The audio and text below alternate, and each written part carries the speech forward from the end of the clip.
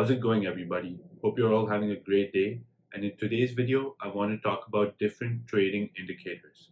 Now, trading indicators are a set of tools applied to a chart that help make the stock market and the stock more clear. Now, I truly believe that most of your time should be put into long-term investing, but I also truly believe that these indicators can help you with your long-term investing goals and also educate you about the stock market in general. But always remember, time and your energy is your currency. So only day trade if you have the time to look at the stock market really often and also if you're really passionate about it. But anyways, it's always good to educate yourself about new things. That's what life is all about, continuously learning. And with that being said, let's get into the first indicator. Now, the first one is the moving average. The moving average is used to identify the direction of a current price trend. This combines price points of a financial instrument over a specified amount of time. So some examples are 50-day MA, 100-day MA, and 200-day MA, and then it calculates the average of these price points. So let's take the 50-day moving average. The 50-day moving average would be the average of all prices for the past 50 days. And the same goes for the 100 and 200-day moving averages. For 100-day moving average, it would be the average price over the past 100 days. And for the 200-day moving average, it would be the average over the past 200 days. So to explain how it would work in time, let's just take a simple example of a 3-day moving average. So you have day 1, day 2, and day 3. For day 3, the 3-day moving average price would be the average between those three prices, right? Well, on day 4, the average price would be the average between day 2, day 3, and day 4. So then day 1 would be neglected. And that's how you can apply it for the longer moving averages as well. You can use these moving averages as resistance and support for your charts. Well, in TradingView, to see the different indicators, all you have to do is click on the indicator button highlighted here and type in whatever you want. So in this particular case, as you can see, the green line for the SPY is the 50-day moving average, the blue line is the 100-day moving average, and the red line is the 200-day moving average. So as you can see, the SPY exactly bounced off the 200-day moving average to form a short-term uptrend. So in this case, you would use the 50-day and 100-day moving averages as resistance and the 200-day moving average as support. Now this brings me to the next indicator, which is MACD.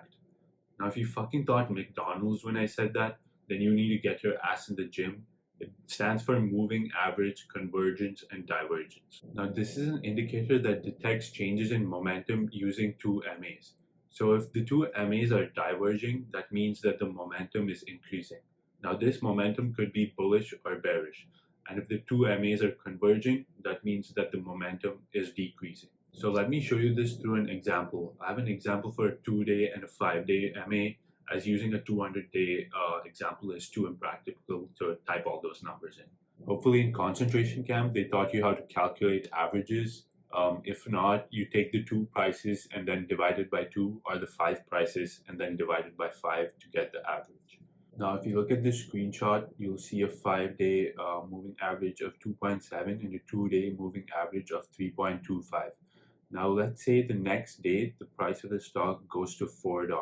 Now you can see the 5-day MA as 3.1 and the 2-day MA as 3.75.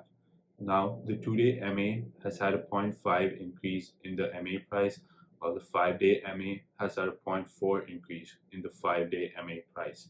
This indicates divergence as the 2-day MA is getting further away from the 5-day MA.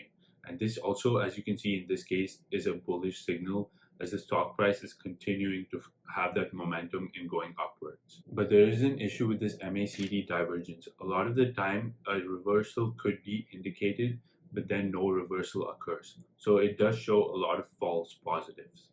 As you can see in this chart, it's an example where the MACD doesn't do a very good job of showing an uptrend. As the stock price keeps increasing, you can continue to see that the MACD continues to make new lows and doesn't really reflect the uptrend that the stock is going through right now.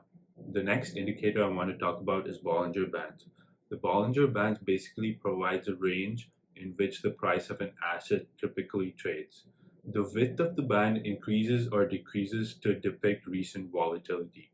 So if the width of the band is higher, that means the stock is more volatile recently. And if the width of the band is lower, that means the stock is less volatile recently. It's also pretty similar to RSI in the sense that if the price of the stock is closer to the upper band, that means that the stock could be overbought. And if the price of the stock is closer to the lower band, it could mean that the stock has been oversold and that we could see a bounce back from that point. So let's take a look at the chart. These two blue lines are the Bollinger Bands and the range in which the SPY typically trades. And most of the time you can see that the SPY trades within this range. So if you were ever to see the SPY outside of the range on either side, just know that there's a high probability that you could see a reversal in the trend and the stock could go the other way. The next indicator I want to talk about is the ADX, or the Average Directional Index. This is used to measure the momentum and strength of a trend, whether it be uptrend or downtrend. An ADX of above 40 is considered to be extremely strong, regardless of whether the stock is moving up or down. If the stock was moving down and the ADX was at 40, that would mean a really strong bear trend, vice versa. If you look below the green and red candles right here in this screenshot, you'll see the ADX, the DI plus, and the DI minus. So the ADX is the blue line, the DI plus is the green line, and the DI minus is the red line. So here are the scenarios for an uptrend and a downtrend. So if the ADX is above 20 and the DI plus is above the DI minus, that indicates an uptrend. If the ADX is above 20 and the DI minus is above the DI plus, that indicates a downtrend. And if the ADX itself is just below 20, that indicates a weak trend. So if you were to look at the very beginning of the chart, you can see a strong bear trend happening there because the ADX is above 20, and you can also see the DI minus well above the DI plus, indicating a strong bear trend. So the last indicator I want to talk about is the on-balance volume. This measures the positive and negative flows into a stock over a period of time. So there's up volume and down volume. Up volume basically means that the on-balance volume is increasing, and this usually happens during an uptrend, while the down volume occurs during a bear trend and indicates that there's more selling than buying. If you are using the on-balance volume, make sure to look for divergence.